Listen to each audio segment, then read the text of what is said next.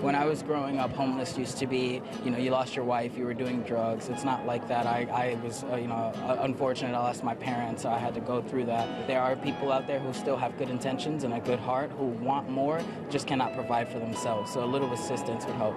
There's no one step. There are many, many steps that we have to take. This has to be something that we have a sustained effort for many years until we live in a city where everybody has an opportunity to have a home and we don't have to wrestle with these challenges anymore.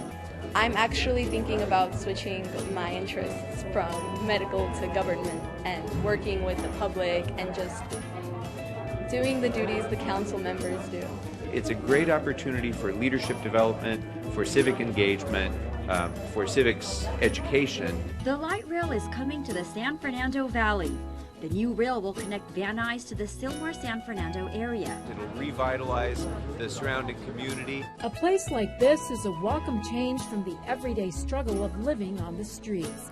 We always bring clothes, shoes, feminine hygiene, soap, shampoos. We give out handbags to women and living in shelters who are looking for work. So the handbag is related to them going to interview, building confidence, and making them feel good about themselves. We're able to give the women who normally walk around with a plastic bag in the street a sense of pride. This event truly brings people together. Councilmember Krekorian started the drive 10 years ago. It's about holidays, it's about love, about giving, and it's festive. I love it. A gift to receive. There are people who are going to be in need after the holiday season ends. LA is fast making a name as the good food capital of the country. City leaders held the 8th annual LA Food Day. Our food here is creative, it's innovative, it's entrepreneurial. A new train-to-plane connection as regional leaders open their latest rail station, the Burbank Airport North Metrolink stop. Making the traffic flow and access to the airport more efficient is better for the airport and it's better for the surrounding neighborhoods. I'm at City Hall where officials kicked off Jewish Heritage Month. I'm the first elected Jewish mayor. I'm very proud of that. Councilmember Paul Krekorian talked about the similarities between the Armenian and Jewish communities. A common history of two ancient peoples who were primarily a diasporan peoples throughout their history, who longed for a free and independent homeland and kept that as a vision and a dream. Thousands of Angelenos marched to commemorate the 103rd anniversary of the Armenian genocide. There hasn't been any accountability for that genocide, and it really opened the door for the Holocaust and for the other genocides of the 20th century. With shovels in hand, volunteers of all ages were ready to get their hands dirty as they planted new trees in celebration of Arbor Day. All of you are here making a difference for future generations. This is 911 Today, and it all starts with texting. And this was 911 50 years ago when the emergency system first began. It's going to be a real lifesaver. There's people who are hearing impaired, people who are speech impaired, people who are in fear for their life if they make sound.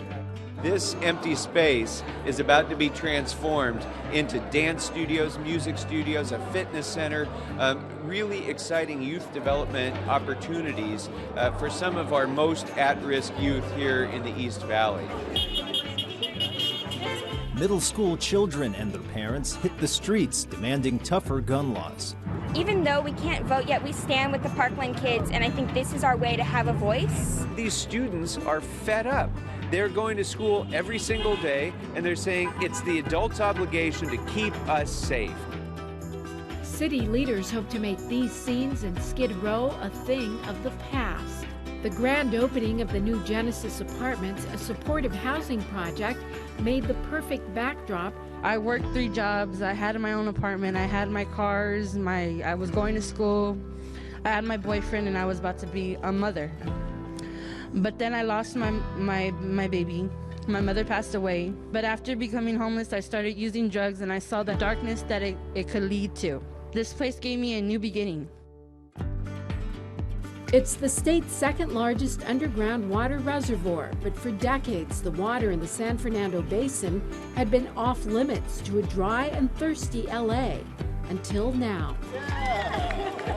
we are actually taking water that has been contaminated for a half a century and bringing it up to drinking water standards. Community members joined Councilman Paul Krekorian for a community hike recently to celebrate the reopening of Willacre Park.